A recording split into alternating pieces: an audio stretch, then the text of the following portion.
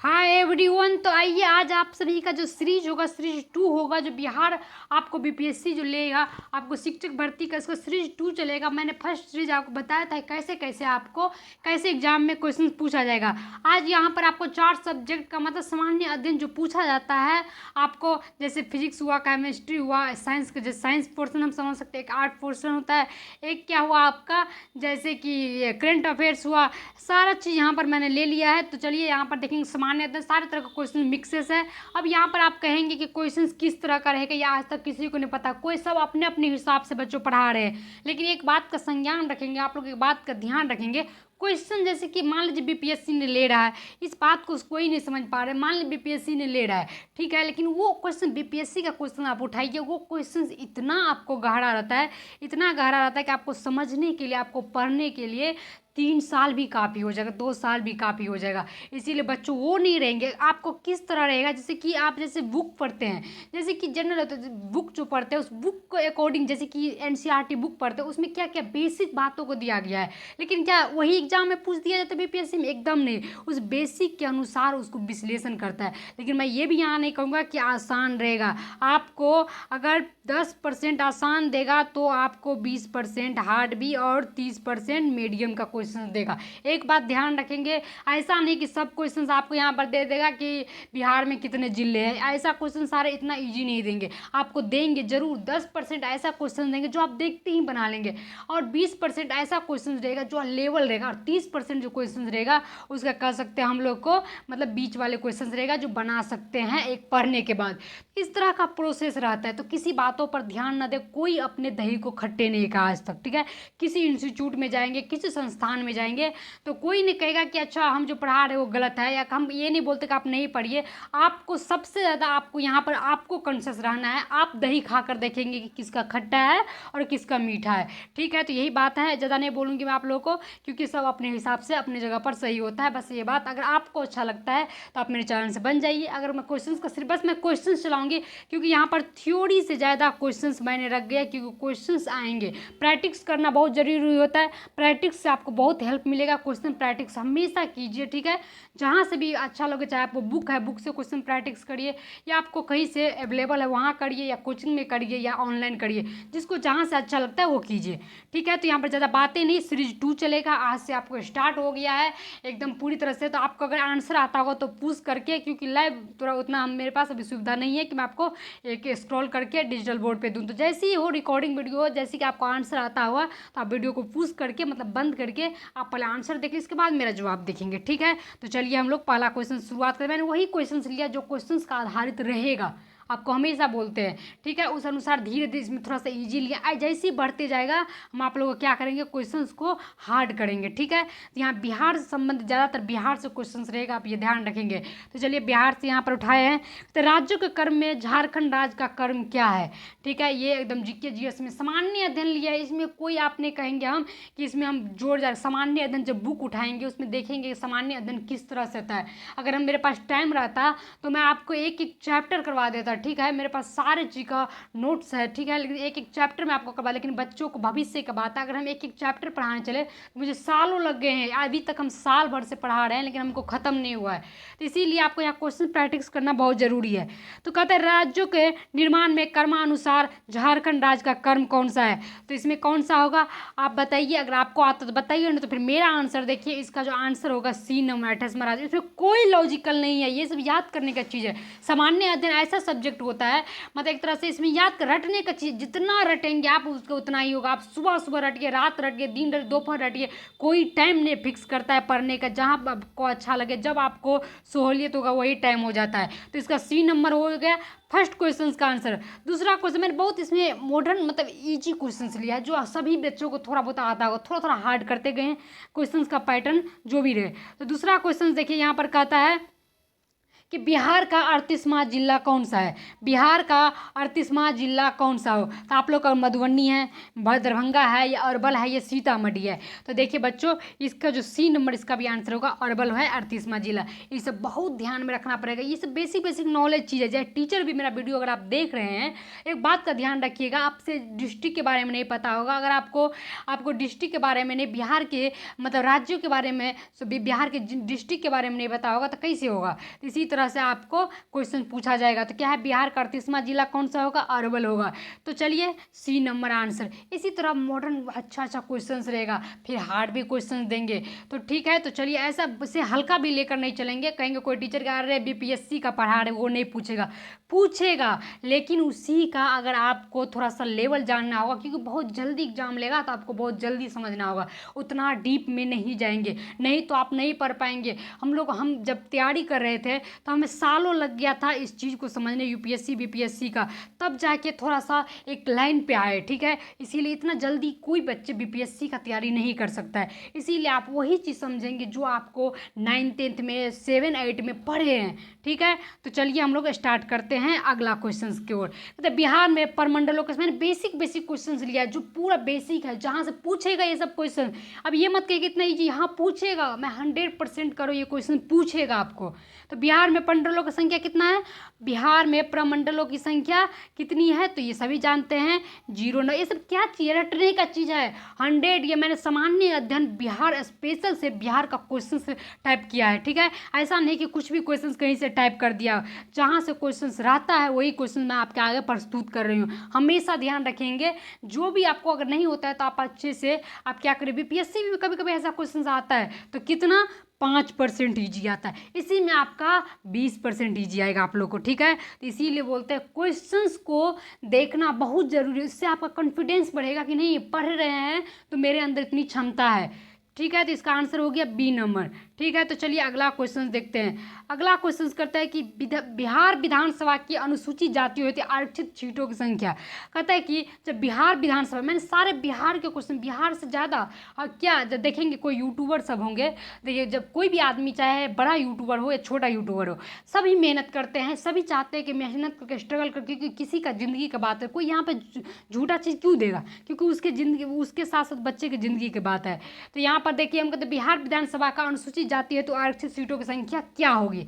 इसमें आंसर जो आप लोग को हो जाएगा वो बी नंबर होगा, 0-2, मतलब 2 सीटें होती है आरक्षित सीटों की संख्या। ठीक है, इसी तरह से आपको ध्यान में रखना होगा। ठीक है, अगर आपको इसका और विश्लेषण चाहिए तो उसके लिए आपको टाइम देना पड़ेगा। तो आप अच्छा यही होगा अभी कि आप क्वेश्चंस को देखते जाइए, बस एक बार देखिए, दोबारा समझिए। अगर आपको डाउटेड लगता है तो आपके पास गूगल है, उसको खोलिए और आप थोड़ा सर्च करिए, उससे ज़्यादा आपको बेनिफिट होगा, आपको इच्छा भी होगी जानने की।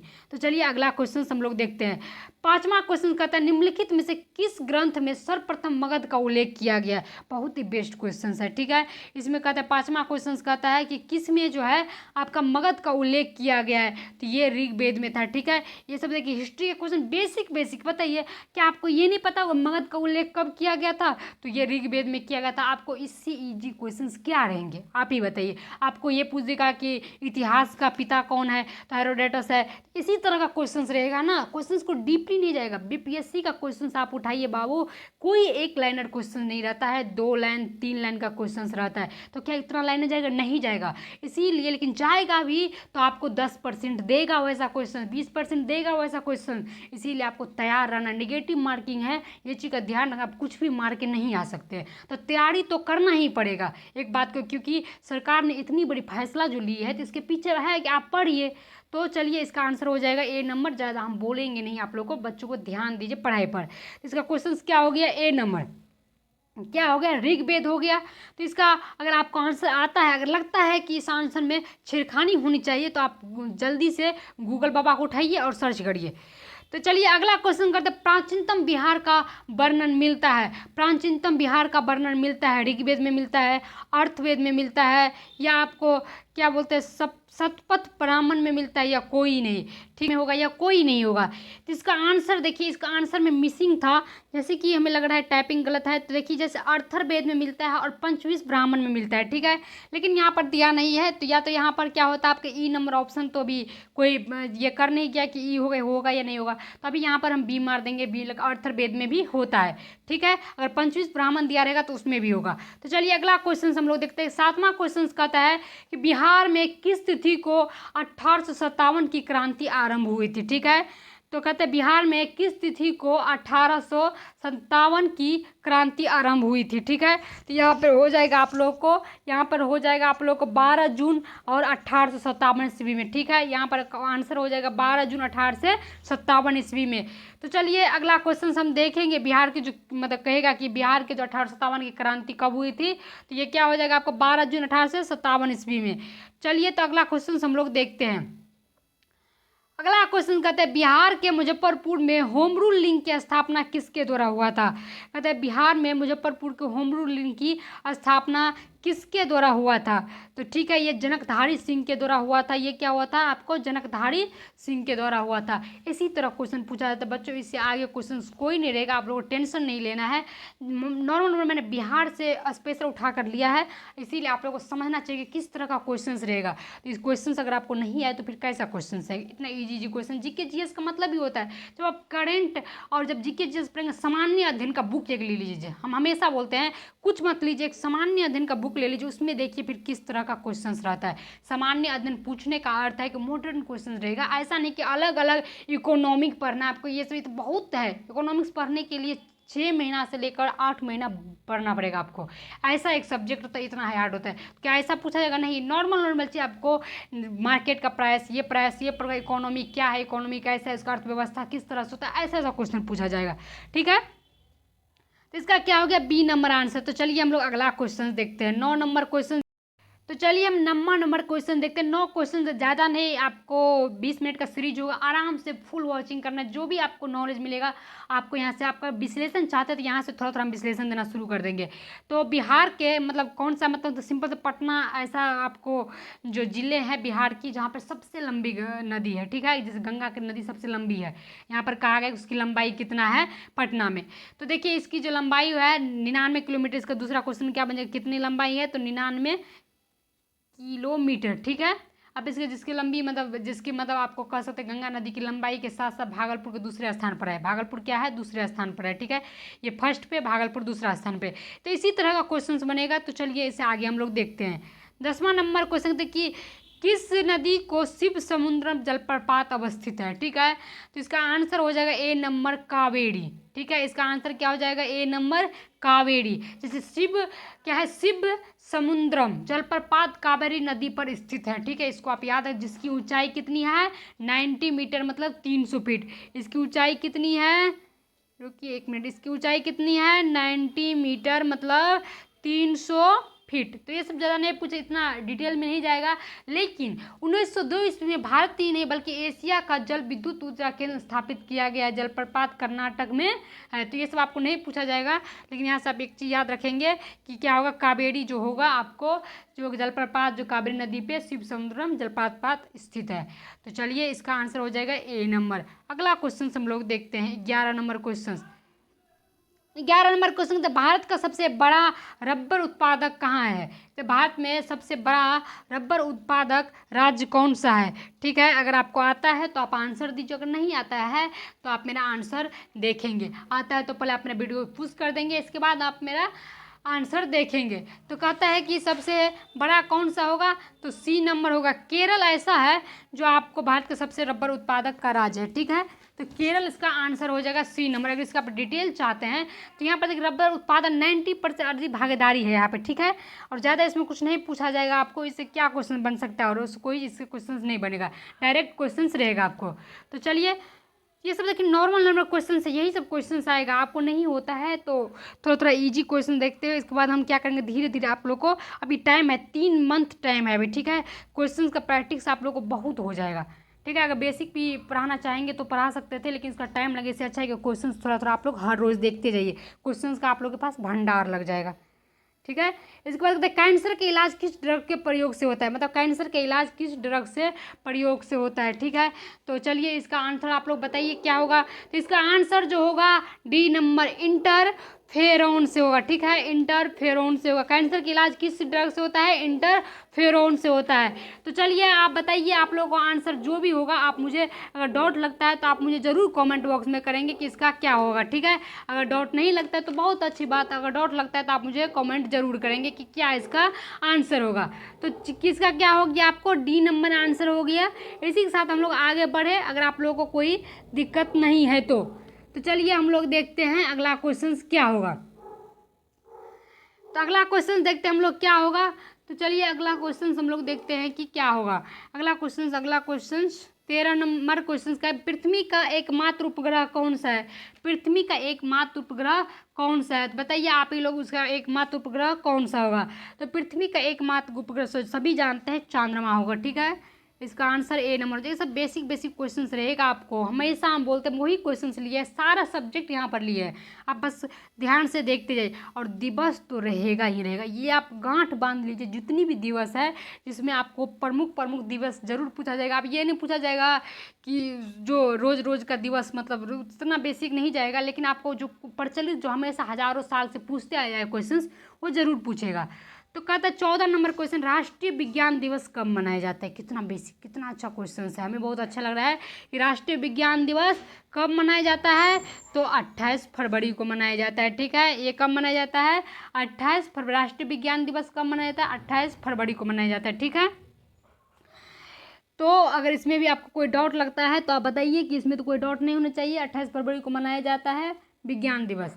तो चलिए अगला क्वेश्चन हम लोग देखते हैं कि द्रव धातु तत्व कौन सा है। द्रव धातु तत्व कौन सा है, तो इसका आंसर कौन सा होगा बताइए आप लोग जल्दी से। ले तो इसका आंसर जो आप लोग को द्रव धातु कौन सा है। ठीक है, तो इसका आंसर हो जाएगा ए नंबर पारा।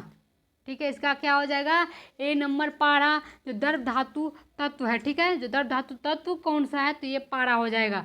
अब इसका विश्लेषण अगर आपको चाहिए, देखिए ब्रोमीन और पारा कमरे के ताप पर सरल अवस्था में मौजूद होते हैं। ठीक है, क्या होता है, ब्रोमीन और क्या है, पारा। यहाँ लिखना बहुत थोड़ा सा मुश्किल हो जाता है, इसीलिए मुझे बोलना पड़ता है। आप क्या कर सकते हैं, आप लोग जितना मुझे सपोर्ट करेंगे उतना जल्दी आप लोगों के पास ज़्यादा आपको क्या हो जाएगा, सुविधा मिलेगा। ब्रोमीन और क्या है, पारा कमरे के ताप पर सरल ताप पर मौजूद होते हैं।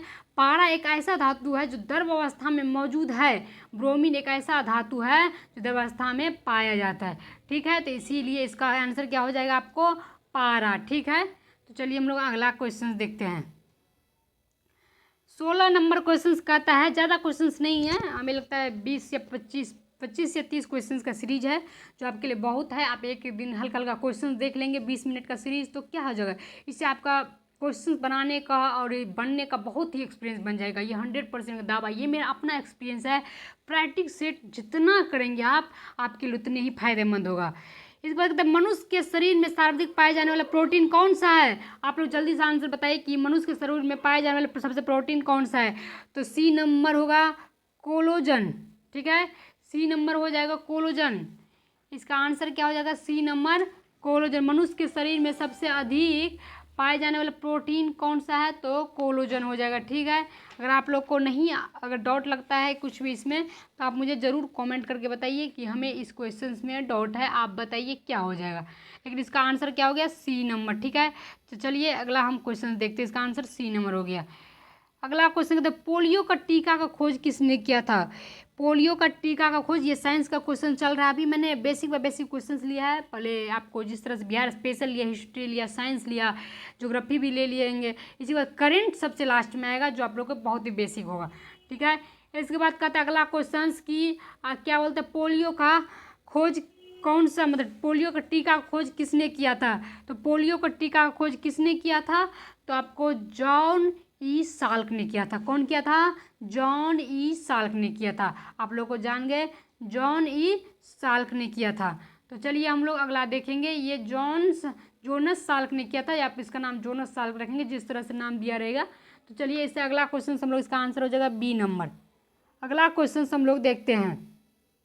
अब थोड़ा सा करंट आने लगा है। यूनेस्को शांति पुरस्कार 2022 में किसे सम्मानित किया गया? कहते हैं यूनेस्को शांति पुरस्कार 2022 में किसे सम्मानित किया गया है?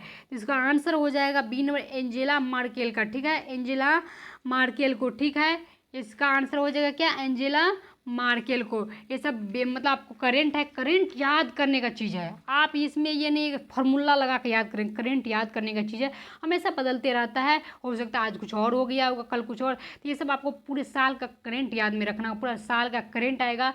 हमें लगता है 23 है तो 22 का करेंट आप फरवरी तक, मतलब 23 के फरवरी तक करंट आ गया होगा, लेकिन उतना जनवरी तक पूछा जाएगा तो आप 22 का पूरा करंट रखना पड़ेगा आपको। इतना आप लेकर चलेंगे, ठीक है, तभी जाके आपको पूरी तरह से कॉन्सेप्ट क्लियर होगा, नहीं तो फिर फंस जाएंगे आप।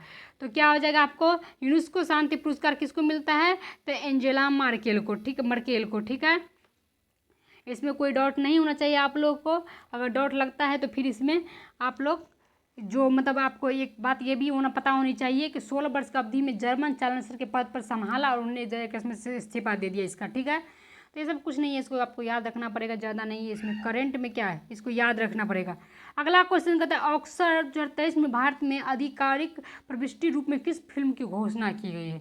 ठीक है, तो इसमें इसका आंसर हो जाएगा डी नंबर, छेलो शो का किया था। ठीक है, यह ऑक्सर जापान ने जो अधिकार प्रविष्टि के रूप में घोषित किया, ये इसका नाम क्या था? छेलो शो, जो आपको सर्वश्रेष्ठ अंतर्राष्ट्रीय फीचर फिल्म की श्रेणी में चुना गया। ठीक है, ये एक नाटक की तरह था जो फिल्म के भारत में सुंदर गांव में रहने वाले 9 वर्षीय लड़की के सिनेमा के साथ उसके लगाव के बारे में था।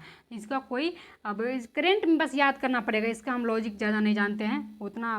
देखिए, जब भी ज़िंदगी में कभी भी कोई चीज़ रटना भी पड़ता है, सब कुछ को अगर लॉजिकल लगाने लगेंगे तो आपको दिक्कत हो जाएगा।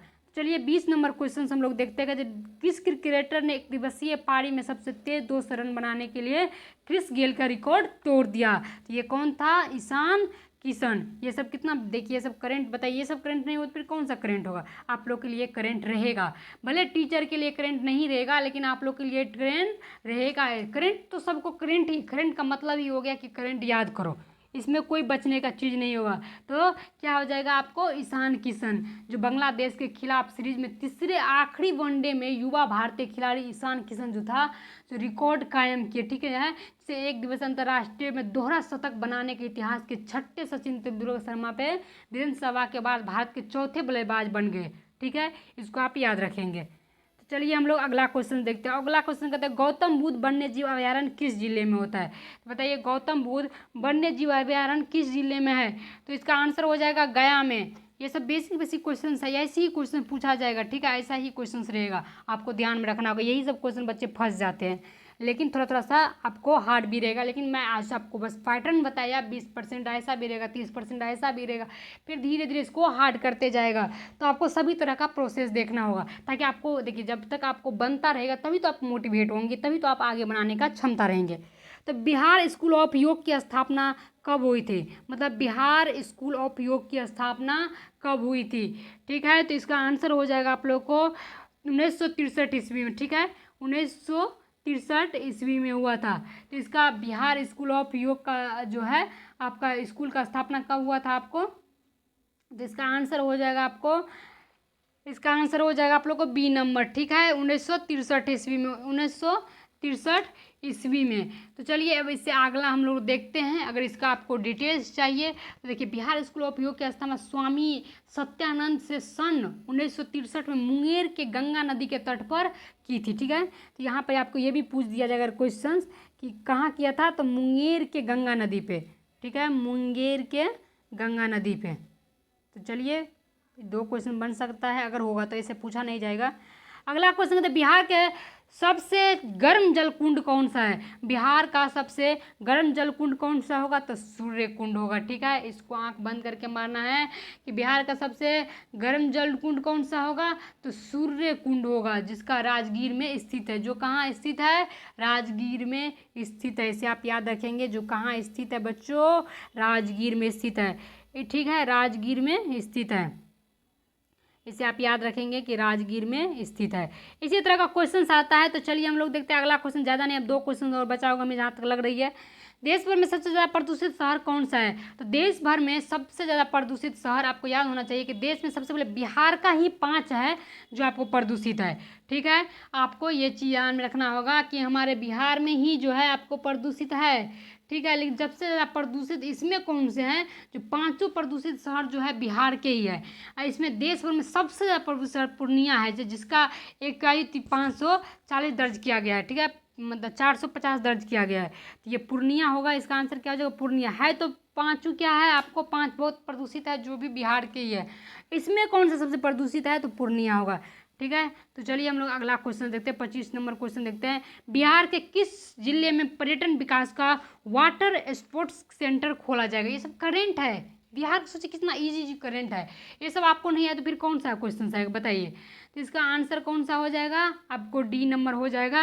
आपका इसका आंसर डी नंबर हो जाएगा, कैमूर हो जाएगा। बिहार के कैमूर जिले में पर्यटन विकास को लेकर वाटर स्पोर्ट्स सेंटर खोला जाएगा। ठीक है, खोला जाएगा, अभी गया नहीं है, खोलने की तैयारी कर हो चुकी है। ठीक है, इसकी जो मतलब जल शक्ति मंत्रालय है उसकी ओर से कैमूर जिले के प्रशासन को मतलब एक तरह से पूरी तरह से अपना तैयार करके पानी खोलने का लेटेशन बनाया गया है। ठीक है, जो बांध कर या चौड़ी नदी के तट पर बड़े घोटों को चयनित किया जाएगा, निर्देश दिया गया है इस तरह का। इसको आप याद रखेंगे। ठीक है, बिहार के आपको कैमूर जिले में ये सब करेंट है, इतना नहीं है तो कौन सा आएगा? तो आप लोग का आज ये सीरीज खत्म हुआ। तो अब मैं आप लोग को बता दो, आप लोग बताइए कितना क्वेश्चन आप लोग से बना, कितना नहीं बना। अगर आपको लगता है कि ये मेरे लिए बेस्ट क्वेश्चन है तो जरूर अपने चैनल से बन जाए। या तो आप बीपीएससी की तैयारी करें, उसके लिए भी वीडियो अवेलेबल, एसएससी, दरोगा, रेलवे या स्टेट कोई भी एग्जाम होगा, जब बिहार सुपर स्टेट हुआ, सब तो आता ही रहता है सारी चीज़ का आपको। या आप टेलीग्राम के चैनल पे पीडीएफ लेना चाहते हैं या कोई भी न्यूज प्रमोशन तो इसका आप ले सकते हैं। और इसका फ्री नोट्स मिलते, सब कुछ क्लास रहे, नोट्स रहे, सारी चीज़ मेरे पास फ्री है अभी।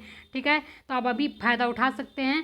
तो चलिए हम लोग मिलते हैं अगले क्लास में अगले वीडियो के साथ। आज के लिए थैंक यू। आप लोग को अच्छा लगा हो तो आप मुझे ज़रूर बताएंगे कि मेरा मेहनत आप लोगों के लिए कितना रंग लाया है। तो चलिए हम लोग अगले क्लास में मिलते हैं। Thank you.